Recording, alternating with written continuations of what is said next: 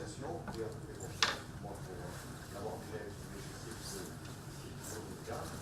Donc, juste pour dire aussi que les activités du CCU, ce sont des conférences, mais aussi des stands, et que les stands sont sous l'égide de Jacques Thiers, qui nous a parlé et nous organisons, et que c'est un cycle de moments entre créativité, conférences, convivialité culturelle. Ce que je voulais dire, c'est qu'aujourd'hui, vous nous voyez donc un peu, comme qui dirait, en nombre réduit, mais ravis de retrouver certains que nous connaissons et d'autres que nous avons plaisir à rencontrer.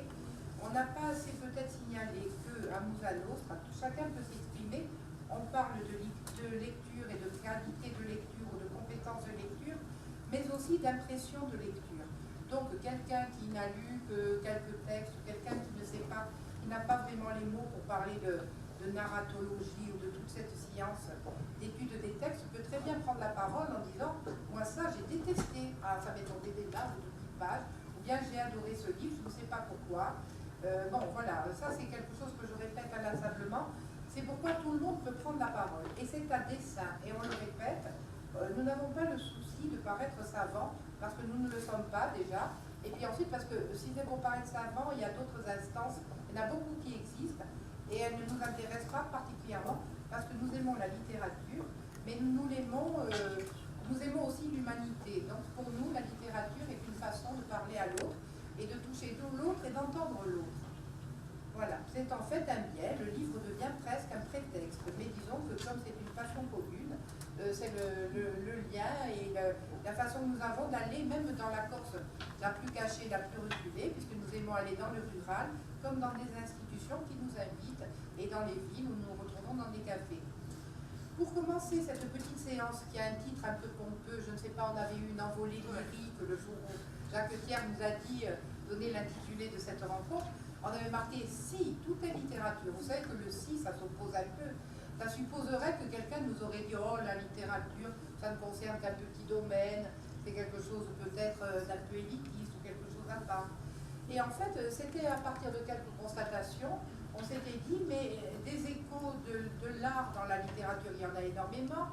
La littérature va influencer d'autres domaines de la connaissance, mais ça se voit, ça se rencontre très souvent. Donc c'est pourquoi on va vous expliquer un petit peu ce qui serait l'axe aujourd'hui, c'est de se dire, quand on ouvre un livre, quel qu'il soit, on ouvre une fenêtre. Là, le hasard fait que j'ai un livre de Daniel Maximin, qui est un homme qui vit à Paris et qui est de la Guadeloupe, qui est un auteur connu, qui a eu le prix de l'Académie française, etc., qui écrit « L'île et une nuit ». Je l'aime parce que je dois le passer à mon ami Alain Franck, qui n'a pas encore lu. Mais moi, là, avec ce livre, j'ai ouvert une fenêtre. J'ai découvert autre chose.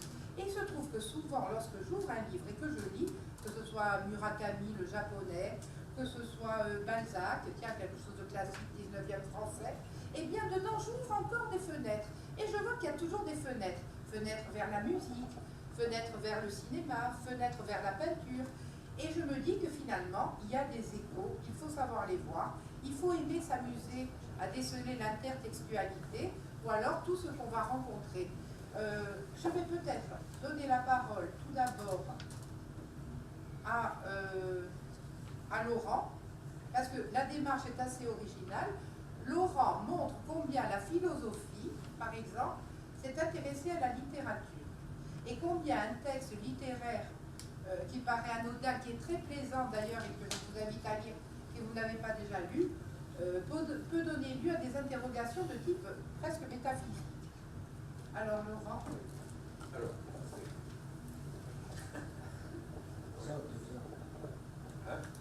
Bon, vous m'entendez, ça va? On salue.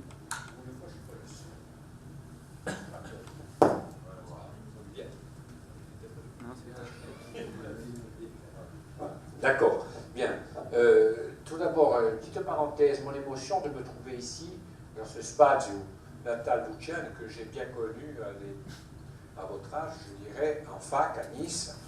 Un homme vraiment très particulier, un patriote, un fou de la Corse, qui a été même très loin dans les actes, très très loin, le plus loin possible, je dirais, et un musicien hors pair, je dirais, pour la bonne raison qu'il n'y avait pas de mystère, il n'y avait pas de choses laissées de côté quand il s'agissait de la Corse. Alors voilà ce que je voulais dire, c'est mon émotion, ça me fait vraiment quelque chose de... N'est-ce pas, chez lui. Voilà. Et donc, Marie-France m'a demandé de parler de Bartleby de Melville. Vous avez le livre? Oui, je l'ai. On voit, c'est un petit livre tout fin. Là, il y a un appareil critique. Il y a autre chose aussi, il y a d'autres nouvelles. Il y a d'autres nouvelles. C'est un petit texte fin. Bartleby d'Herman Melville, qu'on connaît surtout pour Moby Dick et pour d'autres œuvres. Ouais. Et donc, si tout est littérature, je me demandais, je dis à Marie-France à plusieurs reprises, j'ai dit, mais enfin, je vais parler de quelque chose. Et finalement, quand on veut dire que quelqu'un est un écrivain, que quelqu'un est un littéraire, on dit que c'est un artiste. Donc je crois que le passage se fait tout à fait naturellement, c'est bien d'art qu'il s'agit. Alors de quoi s'agit-il ici? Melville vient de terminer Moby Dick 1851 et il publie un petit livre, 45 pages, en réalité c'est 45 pages, intitulé Bartleby. Nous sommes dans Wall Street, 1853, et il y a un avoué qui vient de grossir, il a vu son étude grossir, il a acheté une étude, et il est obligé d'embaucher. Et se présente à lui un individu un peu bizarre, il le voit tout de suite, il le repère et il dit « Questo ». Et donc le bonhomme, bien, il travaille jour et nuit, il avale, son travail est un travail de copiste. Il faut qu'il copie des actes, il n'arrête pas. Et un jour, très vite, enfin quelques jours après, il lui dit « Bartleby, j'ai besoin de vous, il faudrait collationner vos textes parce qu'on ne peut pas les laisser partir comme ça. Vous ne vous rendez pas compte, s'il y a une erreur, une seule erreur, dans un de vos textes, pas mal copié, ça peut poser problème au point de vue juridique. Nous sommes chez un avoué au tribunal. » Et donc, l'autre lui répond « Ah, vous, je préférerais ne pas. » Bon, oui, je préférerais ne pas. Bien. Non, attendez, c'est justement le problème. Comment l'interpréter? L'avoué est interloqué. Il dit, bon, il le laisse passer parce qu'il le trouve un peu sympathique. Il lui dit, bah, s'il me dit ça, c'est qu'il n'est pas tout à fait normal, pour la bonne raison qu'avec ça, je le licencie. Alors, il laisse passer quelques jours, et le terme quelques jours est important, il laisse passer quelques jours, il dit, Bartleby, il y a une course à faire en ville, vous devez porter ça à un avoué, ça y est, c'est prêt, le document est là, le dossier est prêt. L'autre lui fait la même réponse, identique. Bon. Il dit, ah non, écoutez, ça suffit maintenant, vous vous foutez de moi, quoi. Non, non, et il ne parle pas. L'autre refuse de parler. Bartleby refuse de parler. L'avoué, quelques jours après, lui demande, il laisse passer quelques jours, il laisse laisser un peu la tension pour lui, selon lui, parce que l'autre est calme, hein, il est très bien. Et il lui dit, Bartleby, voilà, maintenant il faut que vous fassiez cette copie. Il y a cette copie à faire, c'est un dossier, c'est important. Bartleby, très respectueusement, lui dit, ah, vous le préférez, note. Et voilà, le livre, il est là. Que signifie cette formule? Qu'est-ce qu'elle veut dire? Parce qu'en même temps que cette formule ne se déploie pas, reste telle qu'elle est, l'avoué, lui, voit naître en lui une espèce de mélancolie d'abord, et ensuite une espèce de Deleuze, où il y a dans ce livre une analyse de Deleuze, il voit de l'homosexualité, bref. Et il voit une certaine attirance, une certaine compréhension. Et à la fin, avant le licenciement, parce qu'il dit, écoutez, si vous continuez comme ça, moi je ne pourrai pas vous garder, vous comprenez bien que je suis obligé de vous licencier, ça me fait vraiment de la peine, vous devez partir, monsieur. Non, je ne partirai pas. Bien. Alors, si vous ne partez pas, des jours passent, il dit, si vous ne partez pas, ben c'est moi qui pars. Je m'en irai, moi. L'autre, il dit rien. Il s'en va, il déménage, et un beau jour, il se dit, mais qu'est-ce qui sera devenu Bartleby? Il a une espèce de doute, le patron, là, l'avoué. Il va, il revient dans son étude ancienne. Bartleby, qu'est-ce que vous faites là? Et je suis là, moi, rien, je vis. Il continuait à vivre, il mangeait bien, il ne bougeait pas, etc. etc. Et l'avoué s'était aperçu que toute l'équipe, là, les trois, il y avait 3 clercs, gingembre, dindonneau et pincette. Le pincette n'a que 12 ans, mais enfin, ils sont 3. Tout le monde parle comme Bartleby. Je préférerais pas, non, mais les autres, bien sûr, sont un peu plus explicites ou un peu plus locales. Et l'autre, non, et pas. Voilà l'histoire. Finalement, c'est une histoire qui va très très vite. Bartleby est interné, évidemment, il perd la tête et il meurt. Voilà. Alors, quelle est la signification de ce livre qui est vite mené, 45 pages, le livre, même pas 50, hein, et qui est une révolution, parce qu'il faut imaginer que nous en sommes encore à Zola, Flaubert, Victor Hugo, avec les trucs, et là, on en est déjà à ce que je pense, moi, l'existentialisme au moins, sinon plus, on introduit ce qu'on appelle l'absurde. L'absurde dans la littérature, mais à une vitesse grand V. Alors, le problème, Howard préfère notre... Bon, je fais attention parce que j'ai à côté de moi mon ancien professeur d'anglais, qui... Voilà. Et donc, comment le traduire? Eh bien, la traduction littérale, simple, je préférerais ne pas. Littéraire, hein, littéralement. Je préférerais ne pas. Et alors, tout le monde a remarqué que ça ne convient pas, qu'il faudrait quand même un minimum. Et Deleuze dit, curieusement, il y a 10 expressions littérales comme ça, principales. Moi, j'en ai compté 25, encore quelque chose qui me paraît un peu bizarre. Non, c'est Deleuze a mal compté. Il a mal compté parce qu'il compte d'une autre façon. C'est qu'il ne voit pas, à mon avis, hein, c'est qu'à la fin du livre, disons à partir de la page 35, Bartleby, quand on lui pose la question, monsieur, voulez-vous faire ceci, voulez-vous faire cela, il est explicite, il commence à parler. Très peu, mais il dit. Et il entretient surtout une conversation avec le patron, en disant, vous savez, moi je ne vois pas l'utilité de faire cette démarche, bon, je ne vois pas. Et donc il y a quelque chose qui naît quand même. Et alors, comment le traduire? Je préférerais ne pas. Est-ce une négation? Est-ce une acceptation? Qu'est-ce que c'est? Alors, moi je crois que je préférerais, je vois qu'on me surveille de très près sur mon côté droit, Howard préfère, il y a d'abord le Wood, qui est une ouverture, mais il note tout, ensuite c'est sa traduction. Sa traduction, j'ai demandé à Carla, l'autre jour en voiture, regarde un peu... 12 ans, hein. Un enfant de 14 ans. Je lui ai dit, regarde un peu sur le net, là, je ne sais pas comment vous dites, là. Not tout. Non, mais not tout, ça se dit aussi pas trop. Ce qui veut dire qu'il y a 3 ouvertures dans cette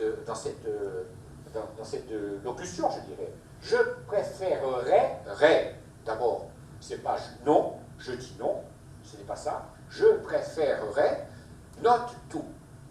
Note tout, ça veut dire aussi pas trop. Ce qui veut dire qu'il y a tout, tout le langage que l'on veut ouvrir, il est possible. C'est l'autre. Bartleby, c'est l'avoué, il me semble. Bon, Laurent. Oui. Très bien. Moi, ce qui m'a... Je peux dire quelque chose. Oui. À propos de la langue Non pas, oui, à propos de la langue corse, et pas du tout pour continuer, simplement pour dire que cette nouvelle vient d'être traduite en Corse par Jean-Guy Talamone, qui, vous la trouverez dans... Ah, ben voilà. C'est très, très intéressant. C'est quoi la traduction? Oméga Badante. Voilà, Oméga Badante. Eh bien, ce n'est pas, je dis non, ce n'est pas de Oméga Badante. Voilà. Voilà, donc l'ouverture, elle est là. Alors, l'explication, quelle était? L'explication, c'est que tout le monde, je crois que Marie-France m'a dit qu'il y avait 300 interprétations, quelque chose comme ça. 300 interprétations sur Google de l'expression. Mais la difficulté, justement, lorsque on a lu celle de Jean-Guy Talamone, qui dit Oméga Mamie, Oméga Badante, Avery à mon Oméga Badante, je crois qu'il dit. Ce qui est intéressant, c'est de voir que là aussi, vous n'avez pas été satisfait. Enfin, plus je vous en ai présenté. Il vaut mieux ça que le départ de Deleuze. Hein. Oui, mais on a une difficulté à c'est ça, cette expression, voilà. à être satisfait de sa traduction complète. C'est vrai que c'est quelque chose de très ouvert. En tout cas, moi je conseille la lecture de Bartleby. Vite C'est lu, une hein. petite 2 nouvelle heures, vue comme 2 ça. heures. Ça n'a l'air de rien. Il y a un charme fou.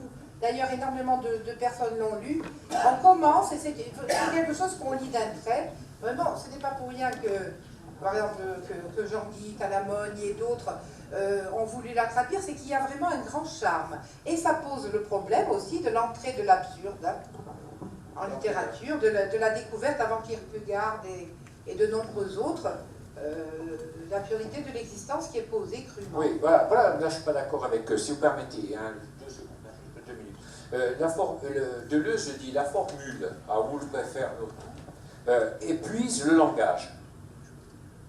Déjà, épuiser le langage, ça nous épuise à nous. Voilà.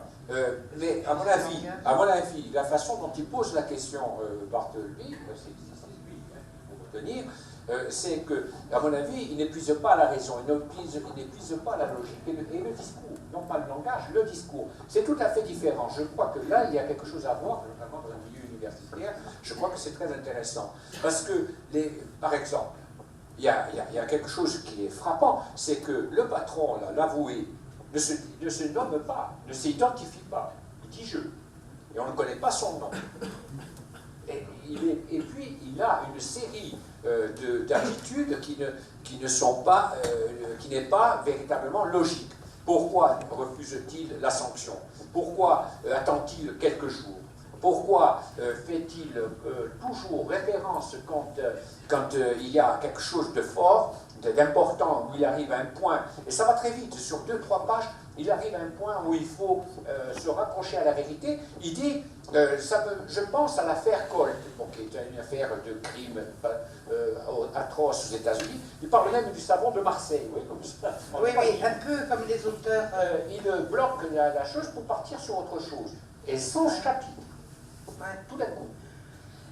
Bon, merci Laurent. Il y avait Rouvelli qui voulait ajouter quelque chose. Je ne rajouter pas vraiment, mais poser une question, je dirais. Oui. Est-ce qu'on peut le rapprocher avec le côté absurde de Kafka, par exemple? Ben oui. Oui, alors le côté absurde, justement, 2 secondes, juste, je fais vite. Hein. Le côté absurde, c'est que je m'aperçois en lisant Bartleby que l'avoué a un discours très très logique. Très logique. Et qu'il décrit parfaitement, il décrit le travail d'un avoué, jusqu'à employer des mots, je dirais, du monde judiciaire. Ça, c'est normal, c'est réaliste.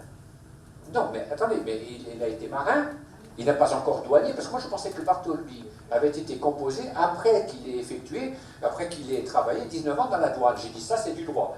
Mais ça rejoint Kafka. Kafka, dans le procès, il y a tout un passage curieux sur les greffes. Or, le passage qui est décrit par Kafka sur les greffes est exactement le greffe français jusqu'à la numérisation il y a 10 ans. Exactement la formation, exactement la structure, exactement la mission.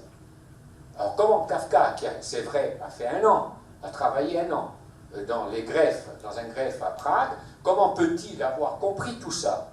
Ou il a recopié chez quelqu'un, ou ce qui m'étonnerait, ou bien c'est venu. Et ça c'est important, c'est très important parce qu'il y a quelque chose d'irrationnel, totalement irrationnel. Ça fait penser un peu à Zweig par moments aussi, Oui, avec le pas de nom pour le personnage qui parle, une façon de raconter. C'est très moderne, Oui, c'est très moderne. Hein. C'est Et plus que moderne, c'est contemporain chaque fois, à chaque période c'est contemporain. Merci Laurent. On va donner la parole à Bénédicte qui va nous présenter quelque chose de tout à fait différent, encore des liens, des ponts. Hein. Oui, non, ça n'a rien à voir. Donc quand effectivement, de façon un peu grandiloquente, on s'est emporté et on a dit tout est littérature, on voulait réfléchir sur les échos qui existent entre les différents arts. Et moi, spontanément, j'ai eu envie de réfléchir sur les liens qui unissaient le cinéma et la littérature. Alors, il y a certains... Parce que tous les ans, il y a de nombreux films adaptés de romans qui sortent. Hein, tous les ans. Et moi, j'ai préféré m'intéresser à David Fincher parce que Gone Girl est sorti juste à la fin de l'année. Et parce qu'il a réalisé 10 films. Et que sur ces 10 films, j'ai découvert aussi un Postpapier d'avocat, il y en a 6 qui sont adaptés de romans. Alors, ça va peut-être être un peu compliqué. Normalement, ça fait plus ou moins partie de votre lecture, mais pas nécessairement. Donc bon, si jamais je résume un peu chaque œuvre. Donc sur ces 10 films, il y a Fight Club, il y a Zodiac, il y a L'étrange histoire de Benjamin Button, adapté de Fitzgerald, il y a Millennium, ça vous en avez forcément entendu parler, de Stieg Larsson, il y a Gone Girl de Gillian Flynn, alors, et il y a enfin The Social Network, qui est un essai en fait sur la vie de Zuckerberg. Alors, si on pense à ces films, on s'aperçoit que c'est quand même extrêmement éclectique. Hein. Voilà, il y a la vie de Zuckerberg d'un côté, il y a l'histoire d'un tueur en série pour Zodiac qui a sévi dans les années 70 à San Francisco. Donc, ce sont des choses très différentes, en apparence du moins, parce que je pense que Fincher réfléchit, enfin finalement comme n'importe quel lecteur, nous lecteurs, on peut lire des livres très différents, mais au bout d'un moment, on va forcément s'intéresser ou retenir les livres qui résonnent en nous ou qui abordent des thématiques finalement qui nous sont chères. Et malgré donc l'éclectisme fou de ces films, j'ai cru déceler quand même des points communs et des thématiques qu'on retrouvait à peu près dans tout l'univers de Fincher, même dans les films qui ne sont pas adaptés de romans comme The Game ou Seven, ou Panic Room, un peu moins intéressant. Donc, après, je suis absolument pas une spécialiste de David Fincher, je suis absolument pas une spécialiste de cinéma, mais je vais essayer de voir comment il a adapté ses romans et quelles sont les thématiques et surtout les obsessions, parce que je crois qu'il fonctionne vraiment comme ça, Fincher par obsession, comment il a essayé de rendre compte de cela dans ses différents films. La première chose, donc, quand il adapte ses romans, il est d'une fidélité absolue au texte. C'est-à-dire que vous pouvez prendre le livre, ouvrir le livre avec lui et suivre le film. À l'exception de Benjamin Button. Benjamin Button, tout le monde connaît l'histoire, on vous la rappelle brièvement, c'est la naissance d'un enfant qui naît dans le corps d'un vieillard. Et en fait, au lieu de vieillir, il va rajeunir. Chez Fitzgerald, c'est une nouvelle qui doit faire 30 ou 40 pages. J'ai pas trouvé forcément passionnante, et lui il en fait un film fleuve de 2h50. Donc c'est le seul, là il a pris énormément de liberté avec Benjamin Button. Après sur les autres romans, que ce soit Millennium, Fight Club ou même Zodiac, la fidélité est totale. On retrouve vraiment les scènes des livres et même certains dialogues. Et la première chose, alors pourquoi est-ce qu'il s'est intéressé à ces films? J'ai remarqué que tous, ou presque, commençaient d'abord par la fin, et en général avec des images ultra violentes. Vous avez Fight Club qui commence comme ça, sur un homme qui est en sueur, attaché sur sa chaise, il a un revolver dans la bouche, et quelqu'un le menace. Dans Gone Girl, vous avez une femme qui est sur les genoux de son mari, apparemment une scène d'une tendresse absolue, et en voix off, il y a le mari qui se dit « j'aimerais bien lui ouvrir le crâne pour savoir ce qu'il y a dedans ». Et la question, il se dit « voilà, qui es-tu » Benjamin Button, j'allais dire par la force des choses, on commence par la fin, puisqu'il va finalement rajeunir. Et en plus, ça c'est ce qu'a rajouté Fincher, c'est en fait une femme qui va raconter son histoire, on comprend qu'elle a été la maîtresse de Benjamin Button, elle est sur son lit de mort, et elle raconte l'histoire de cet homme à sa fille dans une série de flashbacks. Donc le flashback est constamment présent dans les œuvres de Fincher, et je ne crois pas que ce soit un pur artifice, parce que Fincher est suffisamment maniaque pour que à chaque fois la forme et les éléments de narratologie finalement qu'il va choisir servent le fond. Alors pourquoi cet intérêt pour le flashback? Je le répète de façon quasi systématique. Même dans The Social Network, vous avez Mark Zuckerberg qui est obligé de revenir sur son histoire parce qu'il est inculpé dans 2 affaires, et donc il est obligé de revenir sur la création de Facebook. Donc toujours comme ça le retour en arrière. Pourquoi, à mon avis, ça fascine, ça intéresse autant Fincher, c'est parce que finalement ça concrétise l'écoulement du temps et le passage du temps, parce que c'est l'une, vraisemblablement, des obsessions de Fincher. Il revient toujours sur cette question, avec le temps qui nous est imparti, qu'est-ce que nous allons faire de nos vies? Le temps passe trop vite, il nous échappe, est-ce qu'on arrive à se construire, est-ce qu'on arrive à atteindre nos buts? Et ça revient dans de nombreux dans de nombreux films. Et dans Benjamin Button, c'est particulièrement intéressant parce qu'en fait, il y a une ampleur temporelle que lui permettait l'histoire. On traverse un peu toute l'histoire du XXe siècle, chose qu'il n'y a pas dans la nouvelle de Fitzgerald. Après, un autre point commun dans ces films, c'est ce qu'on appelle le goût pour le twist.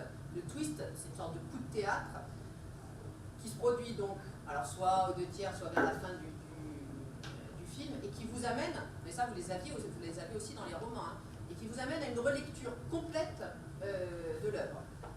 Tout d'un coup, vous vous rendez compte que ce que vous avez pris pour la réalité n'est pas la réalité. Alors ça, c'est excitant en tant que spectateur et lecteur. Tout d'un coup, vous n'avez qu'une envie, à la limite, c'est de relire le livre ou de revoir le film. Parce que du coup, vous voulez décrypter tous les indices que vous n'avez pas perçus. Et ça nous amène à une autre obsession, finalement, de Fincher, qui est que nous sommes toujours victimes des apparences. Et que finalement, nous ne savons pas où est la réalité. Et il joue comme ça sur la frontière extrêmement ténue qui existe toujours entre la réalité, le simulacre, entre la réalité et l'imaginaire et le simulacre.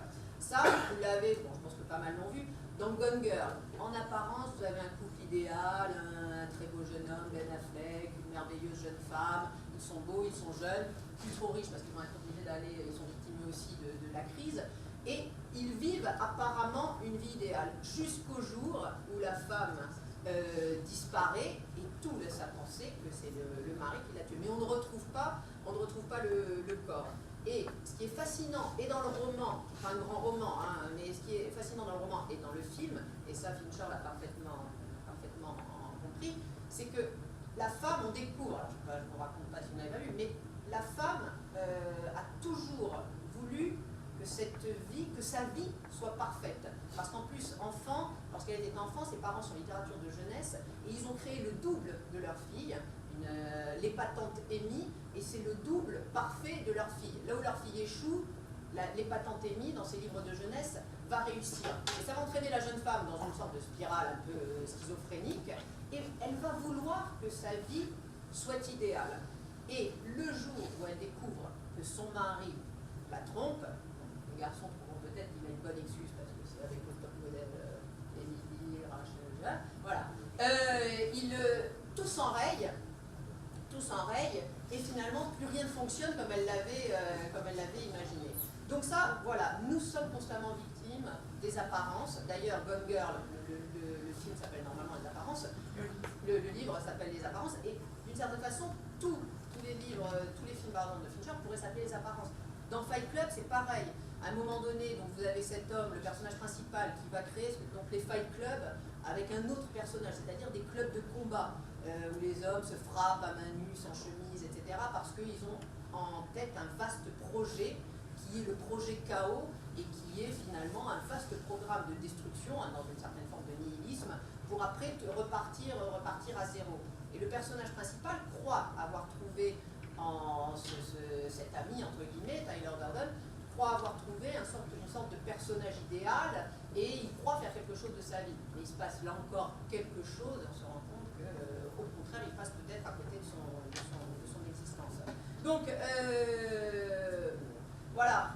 Ouais, il a quel âge, Fincher? Il est jeune, il a 52 ans. Et il a fait donc 10 films. Il va en faire encore beaucoup. Oui, il va en faire beaucoup. Et il a commencé, avant il était dans l'univers de la musique et du clip. Il a réalisé 50 clips. Et après, quand il dit que c'est une obsession, il y a des choses qui sont assez drôles. Il a réalisé par exemple un clip de Madonna qui s'appelle Bad Girl.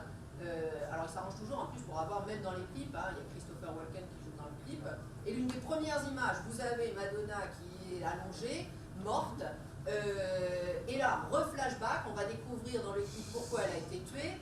Et l'enquêteur, c'est donc Christopher Walken. Là, allez, au bout de 3 secondes, la première chose qu'il fait, c'est regarder sa montre à gousset, regardez l'heure avec les aiguilles comme ça qui tournent à l'envers. Exactement comme dans Benjamin Button, vous avez une énorme horloge qui a été construite par un horloger dont les aiguilles tournent à l'envers. Donc finalement, hein, pour conclure un peu là-dessus, ce que veut nous montrer aussi, j'ai l'impression, Fincher, à chaque fois, c'est que l'enfer est ici. Voilà, alors c'est évidemment... Ah oui, l'enfer est ici. Il est sur Terre. Non, pas ici.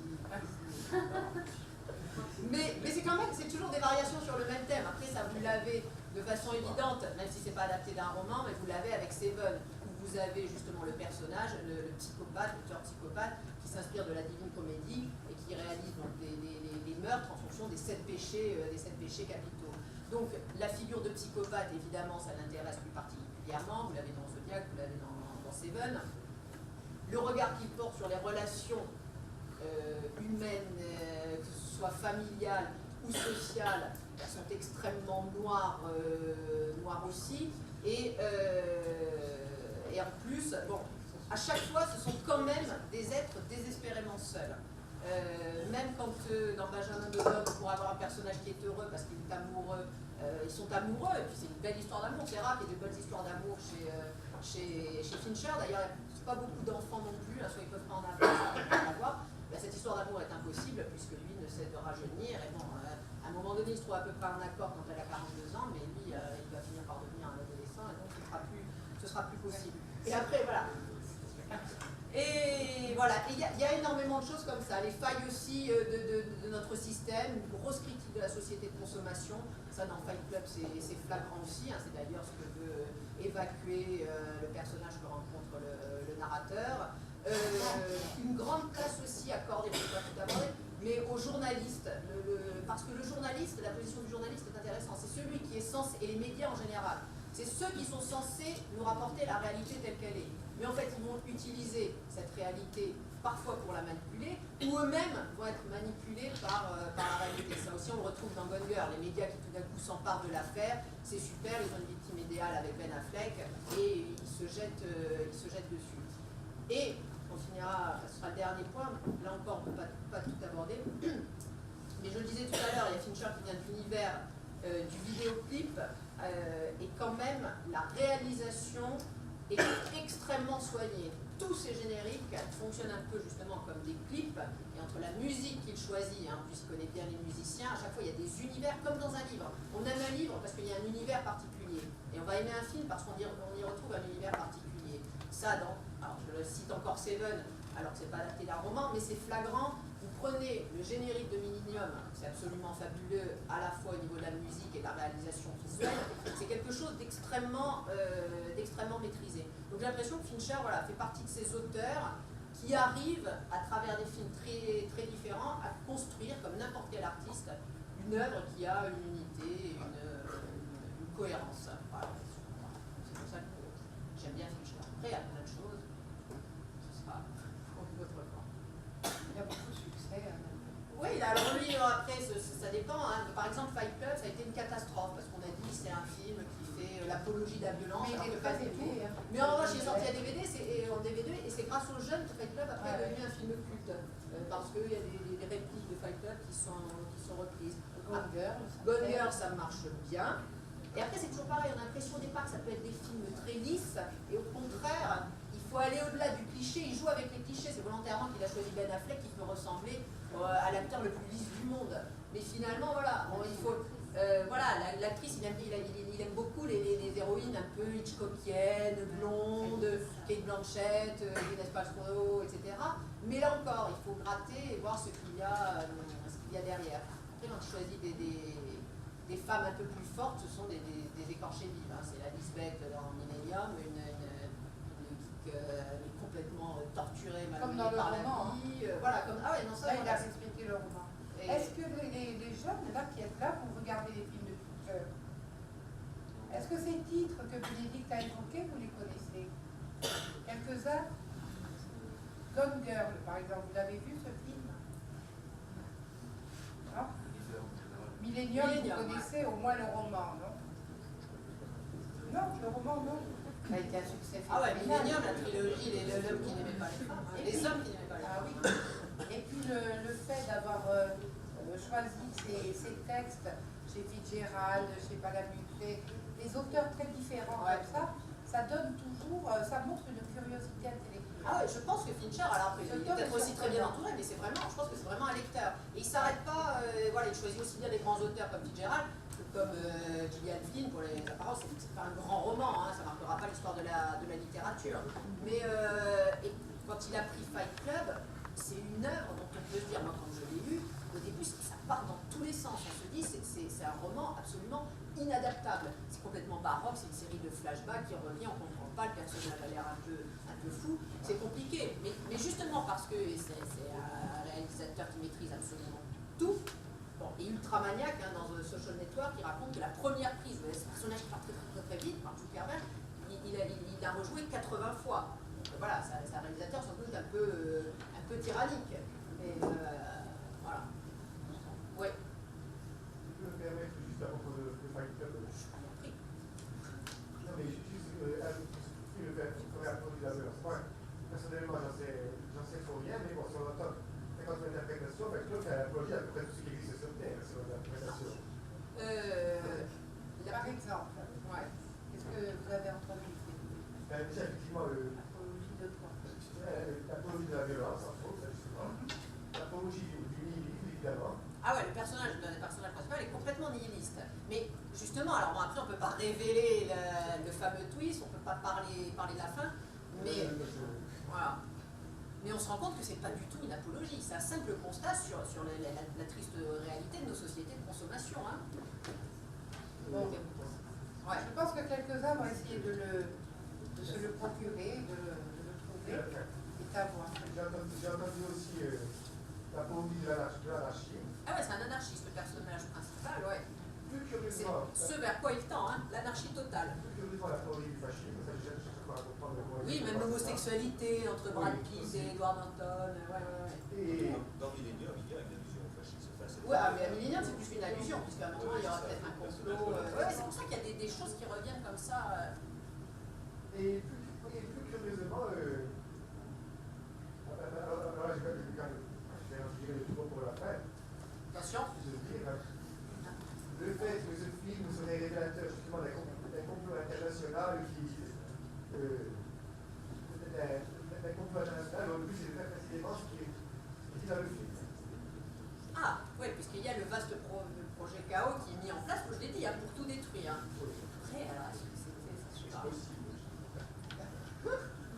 Fincher la théorie. Quand il y en a qui suivent le combat. Ce qui est tout quand même, sans rien révéler, c'est qu'à la fin de Fight Club, il y a quand même, et c'était avant les Star Wars, il y a deux tours qui explosent. Hein. C'est ce que j'ai pas osé dire, mais pas de révéler la fin. Non, parce qu'on ne révèle pas comment on Vous arrive là. allez trop nous en dire. Ouais. On va...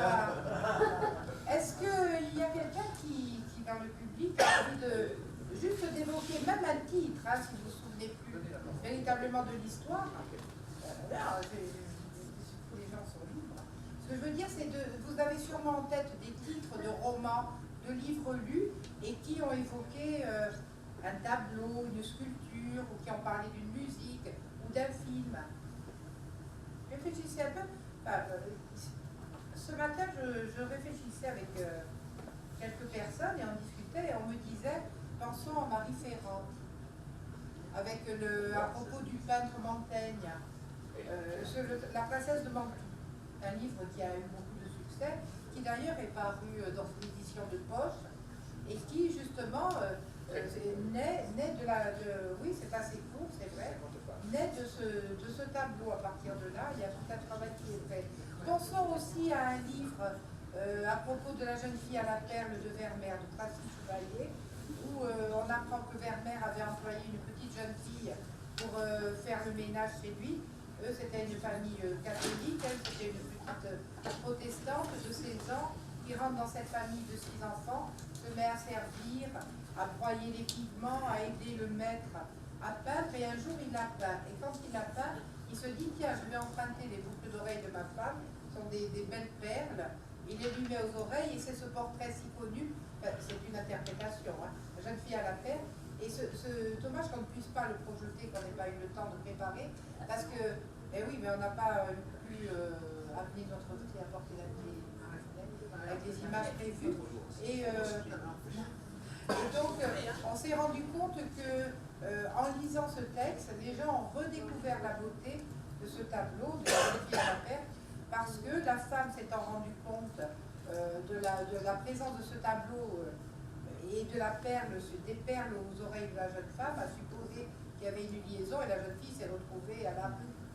Et comme ça arrivait souvent quand on était malheureuse au service des autres, se trouve à la rue, vraiment obligée de se recréer une existence.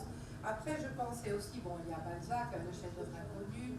Il y a un livre de Roald Dahl, lui on le lisait quand on était petit, et on le lit encore, il a fait de nombreux romans pour enfants. Il y en a un où il imagine un personnage qui a sur le dos un tatouage du peintre Soutine.